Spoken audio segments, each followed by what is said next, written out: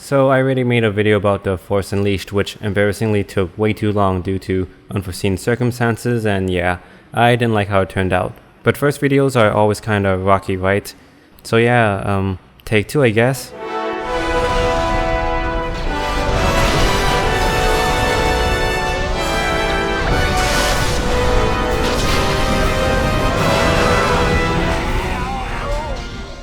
So, loved 6 of the films more or less, read some books, got some toys, and of course, grew up extensively on the games.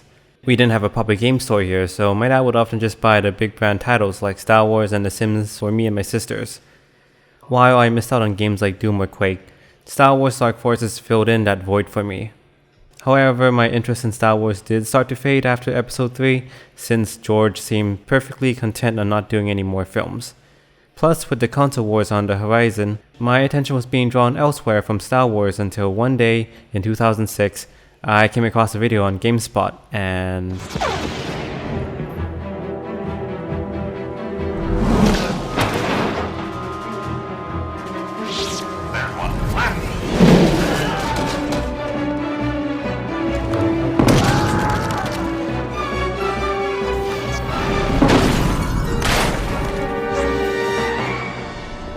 I was utterly blown away. Then the game comes out and the reviews were average, and I just found it disappointing. Not a bad game, but just disappointingly average after all the hype over the 2 to 3 years. And you know, I was a kid, so I wasn't really able to rein in my expectations. But as an adult, how does the game hold up? Well, as the title suggests, it's just sort of a mess on a technical, gameplay, and narrative level.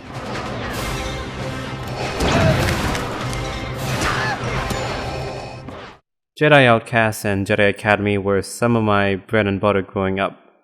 It really did deliver that Jedi experience and power fantasy as a kid. I mean, okay, it was a lot of wailing around with your lightsabers, which wouldn't look realistic. And the games do have problems I never noticed as a kid, but they were just a blast to play back then. At first I thought the new game was going to be like the Jedi Knight games, but next gen. Then it looked more like a God of War game? Either way, the tech demos looked pretty promising and fit in theme with the game. Which of course is Unleashing the Force.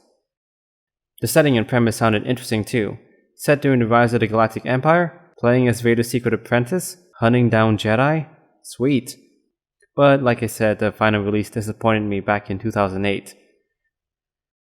Revisiting the game now, a decade later however, I think I have a better understanding why I came to that conclusion in 2008, and now I'm discovering why else the game never landed with a Star Wars fan like me, when it did for so many countless others. Starting with... Empty. Await further orders. Oh, that's not good. Things were looking pretty promising for LucasArts. It seemed like we could finally achieve that much desired cinematic experience in our games, thanks to all that next-gen processing power that would change gaming. Processing power that would also take advantage of the trend in the 2000s, physics and ragdolls. I mean, those were big selling points for games like Half-Life 2. The game was also incorporating new tech. Euphoria touted itself for simulating animations rather than pre-scripting them, allowing characters to react more realistically to its surroundings. It's called a simulation! And then there was digital molecular matter, or DMM, that simulated realistic material deformation. Wood could splinter in a satisfying way, metal could bend, jelly would jiggle, and more. To my 12-year-old mind, I thought LucasArts was going to change gaming as we knew it. Like, come on, it's Star Wars. One of the biggest franchises that also pioneered so many special effects.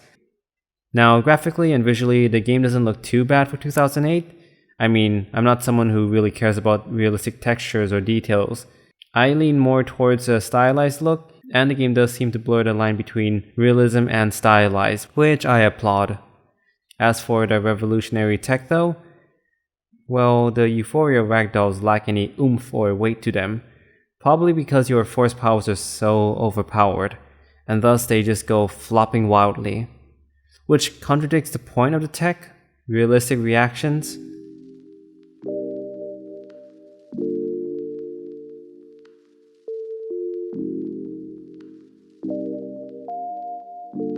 Compare that to a Rockstar game where models react more plausibly to being hurt.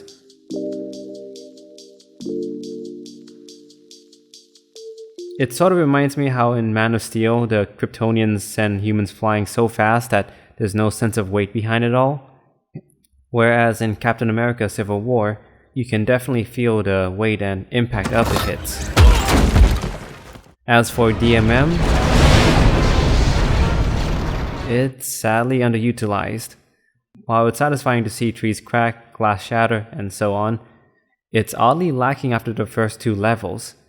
There's not much destructible environments afterwards for the entire game, making me wonder if it was console restraints or a lack of more dev time. Either way, the tech was a letdown for me in 2008, though I also understand the obsession with tech and power at the time. Plus, there's far more important issues with the game.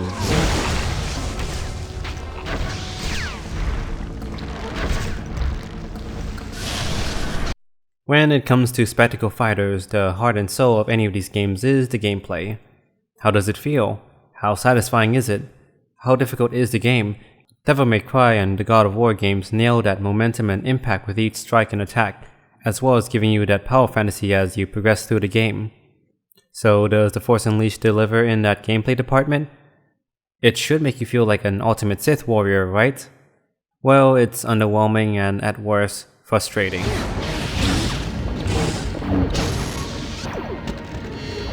First off, what do you think when you think of lightsabers?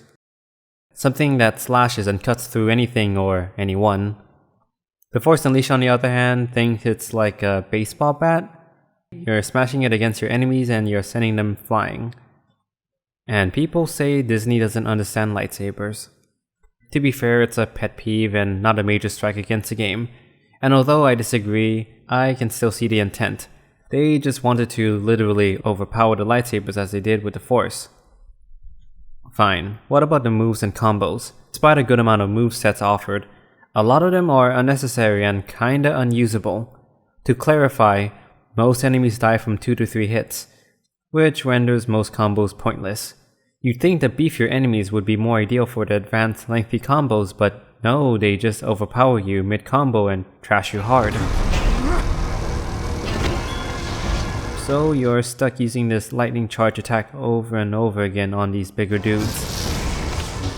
There's melee type enemies, but they'll just randomly counterblock you, locking you into these jarring animations that bring a full halt to the flow and rhythm of the battle. In a better designed game like God of War 3, even though the enemy is blocking, your combos and attacks are uninterrupted, maintaining that sense of flow the game is known for. Regarding force powers, I'm not that big on using them since they feel overpowered and the game feels kinda broken by doing that, usually killing the enemies the moment you use them with a simple push or lightning. There are some highlights when you use the environment against your enemies, such as breaking apart this bridge, bending these metal bars for the oncoming TIE fighters, using Force Lightning to activate this magnetic device that sucks up droids, freezing anyone with these carbonite hoses, and traversing across the Death Star super laser chamber. Unfortunately, these interactive environments aren't common enough throughout the game. Some like the Death Star feels like a missed opportunity. Like, all you do is just avoid the lasers and fight a couple stormtrooper squads here and there. There's a level in Jedi Outcast where you face these dark Jedis in a reactor chamber with beams. You could use the beam against your enemy, or mess up and die like a klutz. And I just feel like they could have had you fight the Sith guards defending a door later in the mission, but instead in the super laser chamber. That would have been memorable, right? Regarding enemy types, the game is at its best when you're going up against these waves of cannon fodder type enemies. Basically, stormtroopers tightly packed in the corridor, or the training droids in the Jedi Temple DLC mission. The game, however, is not as enjoyable when you're fighting A. Beefy saber spongy enemies like Purge Troopers, B. Enemies that are immune to most of your attacks, thus limiting your options, and C. Enemies placed far away from one another. It's not exactly engaging to walk your way across the map to take on enemies. Most spectacle fighters hardly place enemies far apart because they want to direct the action to a specific zone. These things get worse as you progress through the game, but most importantly, the game fails to deliver that same power fantasy found in the early levels. In God of War, before the final boss, you're subjected to a gauntlet of tough enemy waves, but because of your meaningful moves, powerful abilities, and just learning how to best manage your enemies, you feel like you've genuinely grown since you first started the game. As for The Force Unleashed, the enemy designs and enemy encounters, as well as your abilities not scaling with them, just made it feel like I wasn't getting stronger by the end of the game. But to top it off, the boss fights are basically broken. All of them just boil down to button mashing randomly. Yes, the strategy to fighting the bosses is no strategy. There's no rhyme or reason or just patterns with these bosses. They'll block or deflect your attacks at random, and their attack animations are so short there's barely any time to react. In other games, it would actually give you a more clear wind-up animation. The bosses range from pushovers to insanely frustrating, the latter being Kasdan Paratus, Vader, and the Emperor. The only decent boss fight in the game isn't even in the game. It's in the DLC where you actually face your alter ego, and for once, it felt like a proper, even fight, and I enjoyed how you had less and less room to maneuver as the boss destroyed the arena. Overall, while the game starts out strong by letting you loose in a cathartic rampage against waves of cannon fodder,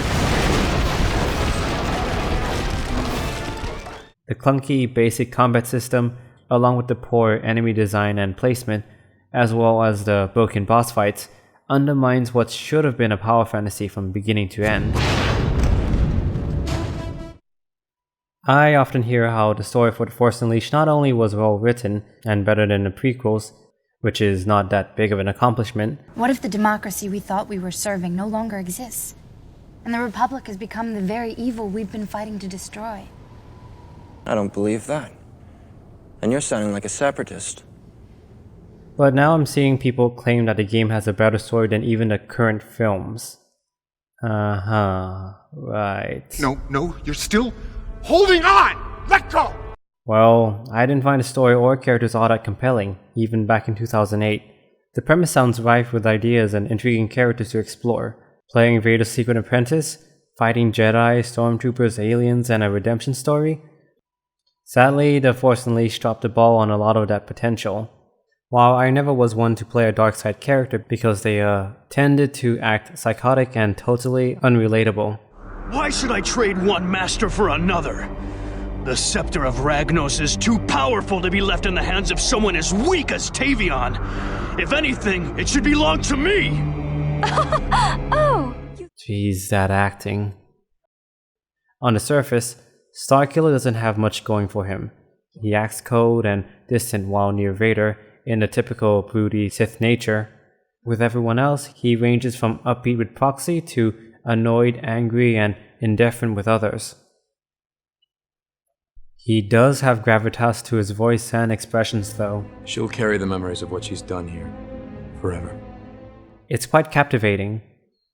It's just too bad that there's not enough moments in the game for Starkiller to be reflective and contemplate his actions as much. But on a deeper level, Starkiller just isn't interesting. What drives Starkiller to do what he does? Is it his hatred for the Jedi, like he's been indoctrinated by Vader? Or is it his hatred of Vader and Starkiller one day plans on defeating him and breaking free? Does Starkiller even believe in the Rebel Alliance? And the answer is, it's not clear.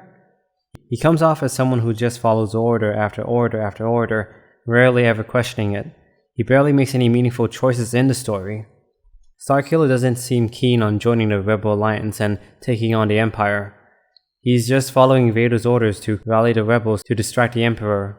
And it's just sort of weird how after Vader killed his father, tortured him as a boy, and betrayed him and almost murdered him twice, when Starkiller finally faces Vader on the Death Star, their exchange is...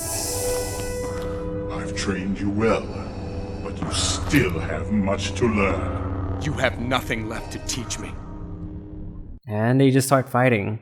Not exactly the payoff I expected after all that build-up.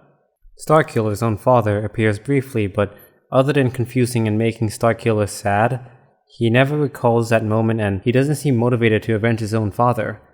Something he could have brought up during the fight with Vader, you know.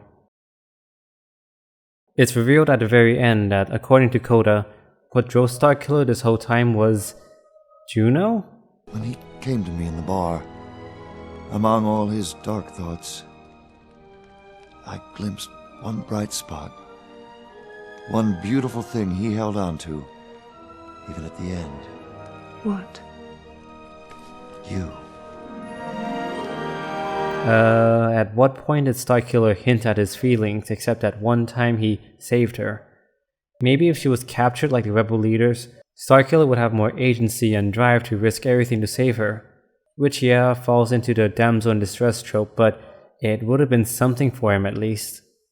But overall, Starkiller is just a passive, reactive character most of the time, reacting to things changing around him, reluctantly following orders from others, and hardly making any choices for himself. It would have also been nice to know what Starkiller wanted to do, maybe escape from Vader's control, become a hero for the Rebel Alliance, or just run away with Juno and live a comfortable life. But it seems like the writers weren't interested in that. When you first meet her, Juno is a love interest who flies your ship, and yeah, that's pretty much it. I mean, I'm sorry, but she's just kind of a one-note eye candy for Starkiller to romance. Is there a reason why she can't just wear a proper Imperial uniform? She doesn't seem to be too fanatical about it, or distraught when she's thrown under the bus. Or, maybe she wants some payback for what they did to her, or that she discovers the crimes the Empire has brought to the galaxy. But yeah, the real point of Juno is just for Starkiller to smooch.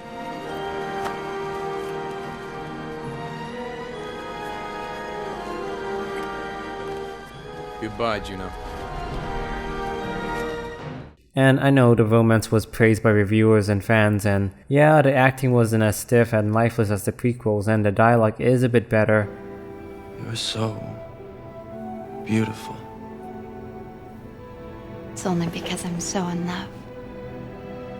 No. No, it's because I'm so in love with you. I'm not sure why Juno was ever into him. He saves her at one point, but do they flirt? Talk about their feelings, beliefs, dreams, fears? She's just there to look pretty and for Starkiller to kiss after no development between the two. And yeah, despite not listening to her after she told him not to trust Vader, and surprise, Vader lays a trap, he doesn't get rightfully reprimanded by Juno. It's as if Juno isn't a well-written character who realistically reacts to Starkiller's actions. That almost doomed the galaxy. Then again, this was 2008, a strong, independent, well-rounded female character with hopes and dreams and flaws.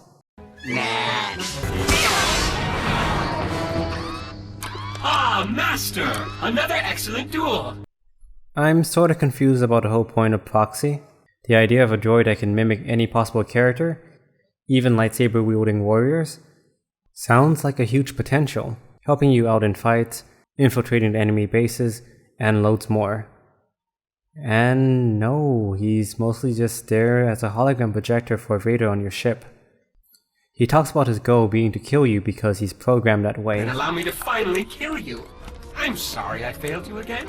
And late in the game, he suddenly challenges you to a duel to the death, and I'm just not sure why here, now when you're trying to bring down a Star Destroyer factory. Wait, Juno nor Coda said anything about Proxy being missing from the ship? Proxy tries to distract Vader but is killed in the process, and I guess Juno and Starkiller just leave him there like they just forgot about him? But yeah, it sounds like they just had a cool idea for a character, but rather than integrate him into the main plot, he's just an accessory and, well, a means to deliver fan service. An enemy I've studied for years.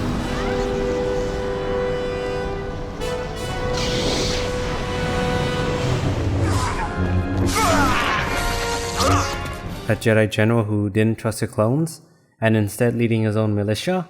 That sounds really interesting. Okay, but why exactly doesn't he trust clones? That they were mysteriously funded without anyone knowing? That the clones' loyalties are hard to decipher? Kota never discusses his time during the Clone Wars, what he saw, and why he is doggedly dead set on defeating Vader. Did he lose a Padawan? Friends? Loved ones? Kota doesn't even teach Starkiller, well, anything. Like Juno, you don't have any personal conversations with Starkiller. Just, how will you help me rally the rebels? Speaking of mentors,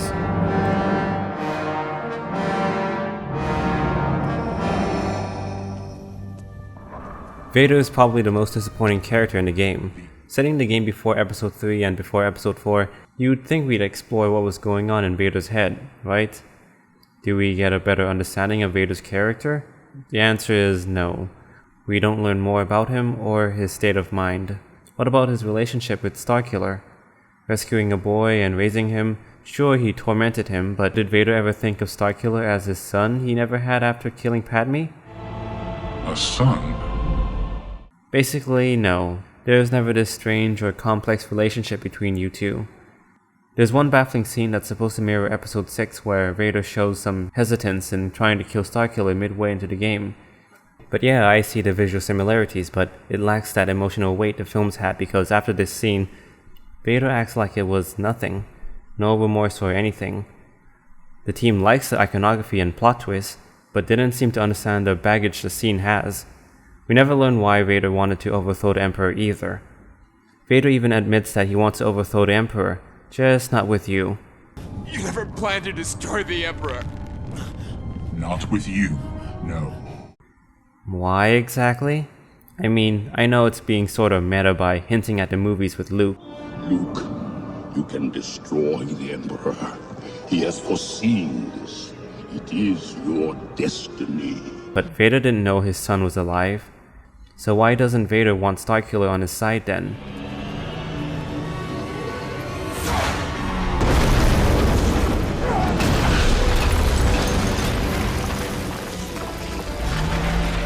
I don't think the writers knew exactly what to do with Vader, other than have him manipulate Starkiller because the plot twists sure are cool, huh? There's other things I have problems with the story, such as the lack of world building. We don't see why the rebel leaders join, like how oppressed their people are, which again would have given Starkiller some motivation to fight the Empire. But overall, the writing fails to offer compelling, motivated, proactive characters, and none of the relationships are developed in interesting ways. And again, some people think this is better than the current films? Amazing. Every word of what you just said was wrong. 2004, we knew that we wanted to start working on a next generation Star Wars game. Despite the critical things I had to say, it's just a fine, average spectacle fighter. I've only enjoyed 3 levels, and the Jedi Temple DLC mission, and much of it has to do with the lack of bad enemy design, a good amount of destructible environments, decent level design, and just being such a power fantasy trip. And yeah, I do have to admit, I do admire some of the enthusiastic fan service, even if I don't agree with all of it. But besides those things, I feel like a lot of people just look back at the game with nostalgia because this was one of their first Star Wars games, especially on the new consoles. Plus, it was also really novel for people to fling stormtroopers around like ragdolls. But I also wonder how people would feel revisiting the game and playing past the first 2 missions, going through the increasingly frustrating bosses, enemy types, and just being more critical of the story and characters. And I think there's fans who kinda miss the pre-Disney Star Wars period and old expanded universe so much that they finally remember this game. Or worse, just people and bad actors who want to weaponize the Force Unleashed to hate on the new movies and games. I think it's a shame that this game was shoved aside and pushed into obscurity so Disney could declare it non-canon, but make shit like Star Wars Rebels or The Last Jedi canon. But aside from them, I also understand that there's been a lack of single-player Star Wars games. Outside of LEGO and Battlefront 2, which I have yet to play, there hasn't been a focus on a campaign like The Force Unleashed had. With all that said, yes, my childhood hype was misguided, but even trying to go in being fair and open-minded now as much as possible, the game is just disappointingly average given all the potential it had. But I chalk it up mostly to a lack of experience by the devs, and who knows, maybe having learned from their mistakes, they can perhaps tighten up the gameplay, the story and characters. Then I'm sure the sequel could surpass the first game. I mean, Yoda said it best. The greatest teacher, failure is.